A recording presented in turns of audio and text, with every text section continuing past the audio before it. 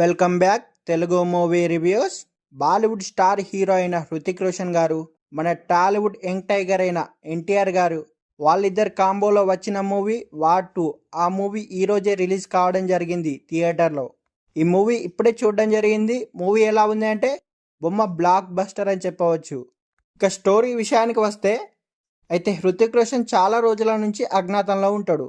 అతన్ని పట్టుకోవడం కొరకు చాలామంది పోలీస్ ఆఫీసర్స్ అనేటోళ్ళు ట్రై చేస్తూ ఉంటారు.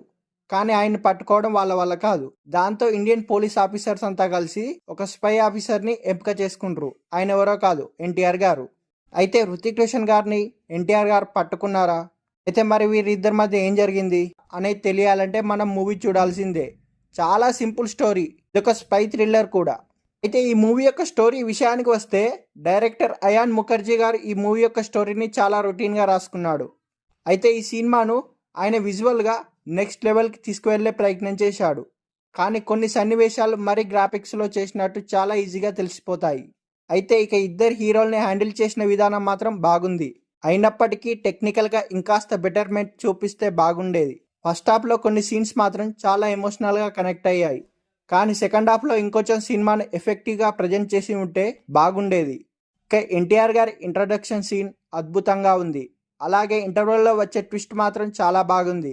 హృతిక్ రోషన్ గారు ఎన్టీఆర్ గారు కలిసి చేసిన ఫైట్ సీక్వెన్స్ అయితే నెక్స్ట్ లెవెల్లో ఉన్నాయని చెప్పవచ్చు. ప్రీ క్లైమాక్స్లో వచ్చే ట్విస్టులు మాత్రం చాలా బాగుంటాయి. ఇక మ్యూజిక్ విషయంలో మాత్రం ఇంకొంచెం శ్రద్ధ తీసుకుంటే బాగుండేది. అయితే హృతిక్ రోషన్ గారు మాత్రం ఇంతకుముందు చేసిన సినిమాల కంటే ఈ సినిమాలోనే చాలా బెటర్ పర్ఫార్మెన్స్ అనేది ఇచ్చారు. అయితే ఎన్టీఆర్ గారు హృతిక్ రోషన్ గారి మధ్య వచ్చే సన్నివేశాల్లో ఇద్దరికి ఎవరికి వారు పోటీ పడుతూ నటించారు ఈ మూవీలో. ఇక ఓవరాల్గా ఈ సినిమాని ఇంకాస్త ఎఫెక్టివ్గా తీసి ఉంటే సినిమా ఇంకా బాగుండేది. ఇక ఆర్టిస్టుల పర్ఫార్మెన్స్ విషయానికి వస్తే ఎన్టీఆర్ గారు మాత్రం తన పాత్రలో ఒదిగిపోయి నటించారు. ఇక టెక్నికల్ అంశాల విషయానికి వస్తే ఈ సినిమాకి మ్యూజిక్ ఓకే అనిపించినప్పటికీ ఇంకాస్త బెటర్గా ఉంటే సినిమా రిజల్ట్ అనేది నెక్స్ట్ లెవెల్లో ఉండేది. అయితే ఎమోషనల్ ఎలివేషన్ సన్నివేశాల్లో బీజిఎం స్కోర్ అనేది సినిమాకి ప్రాణం పోస్తుంది. కానీ ఈ మూవీలో అది కొంతమేర మిస్ అయింది. అయితే విజువల్స్ విషయానికి వస్తే ఓకే అనిపించినప్పటికీ చాలా చోట్ల గ్రాఫిక్స్తో విజువల్స్ క్రియేట్ చేశారనే విషయం మనకు స్పష్టంగా తెలిసిపోతుంది. ముఖ్యంగా కొన్ని అనవసరమైన సీన్లు కట్ చేస్తే మాత్రం సినిమా ఇంకాస్త గ్రిప్పింగ్గా ఉండేది.